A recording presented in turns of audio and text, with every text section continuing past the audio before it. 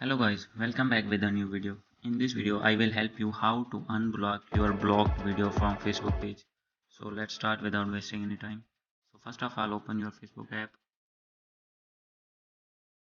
click on three lines, click on pages and select the page in which you uploaded your blocked video.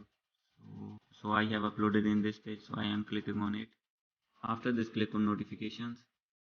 So here you can see Pen Movies blocked your video because it may contain content they own.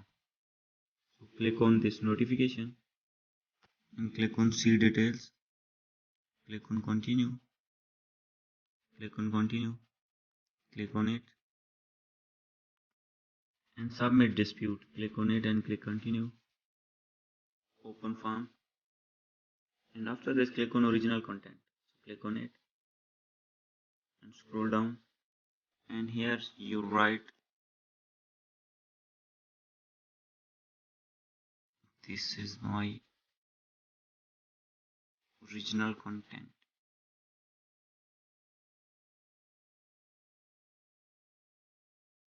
So after this click on it and submit. You submitted a dispute. So within few seconds your Facebook video will be unblocked. So hope you like this video. If you like this video, please do subscribe, comment